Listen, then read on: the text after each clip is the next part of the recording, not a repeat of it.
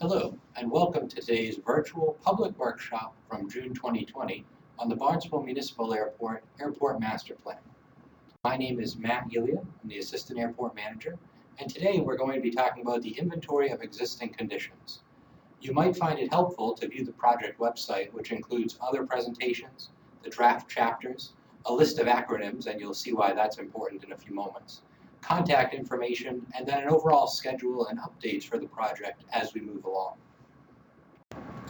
So the inventory of existing conditions for the airport. And the airport is the community's gateway to the national airspace system.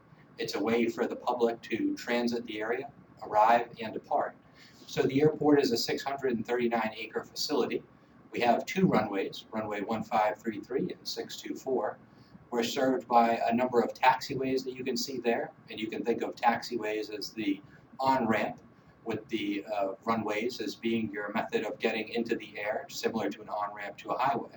So the aircraft are parked on aprons or ramps. They use the taxiways to get to the runway, and the runway to get to the sky. We have a number of other pieces of equipment, an AWAS, a SAW, and you can learn more about those in the acronyms list. But these are all of the pieces that we have across the 639 acres that allow the aircraft to use the airport.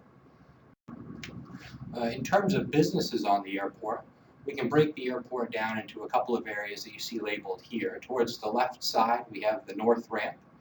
There's a number of businesses located there that are aviation related and some non-aviation related.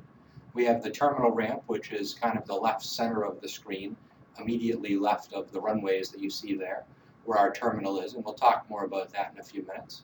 And then we have the east ramp on the right side of the image that you're viewing, with a number of other businesses over there. In total, there are more than 30 businesses based at the airport, serving aviation and non-aviation uses. You can see the aircraft listed. There are 31 single-engine based aircraft, 16 multi-engine based aircraft, and a number of those are Cape Air aircraft with their headquarters here that are here for either maintenance or training operations.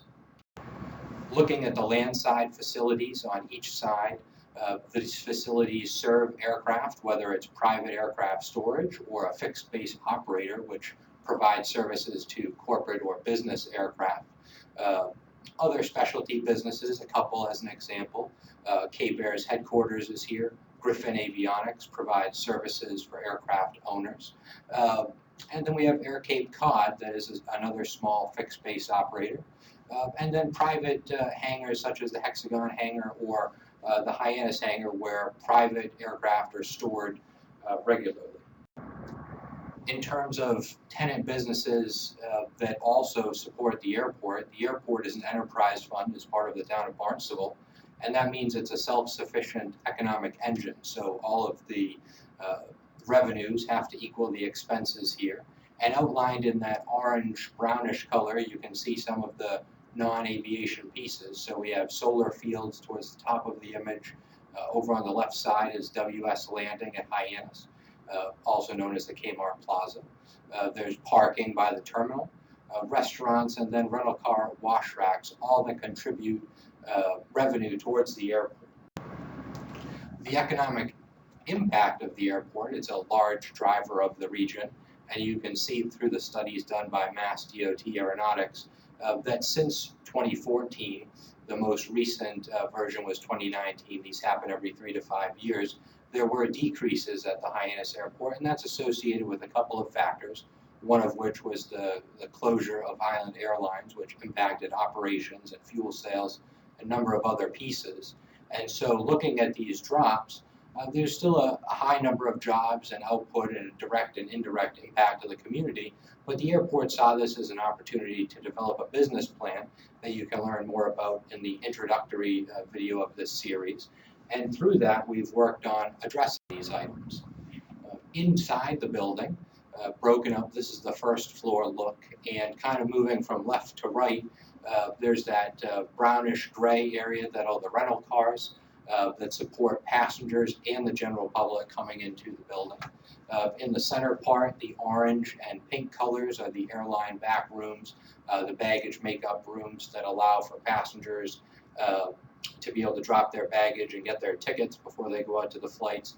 And then on the right side, we have a secure hold room, the TSA screening area, and a cafe. So a number of different businesses in the terminal here also supporting everything. And then just a quick look at the upstairs of the building is mainly office space for the airport administration office, and then the TSA area in blue. The terminal, though, is more than just ticket counters and rental cars and gate space. We try and invite the community in as much as possible. This is the community's airport. So these are a look at a couple of events, that have happened at the airport over the past couple of years, whether it was Take Care Cape Cod or Arts in the Terminal. The lower left was a Girl Scout ceremony that happened here.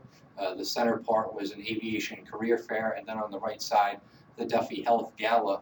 These are just different ways that we try and invite the community into the airport and bring people to the airport to see what's here. So through this master plan, we're going to be looking at a couple of key issues.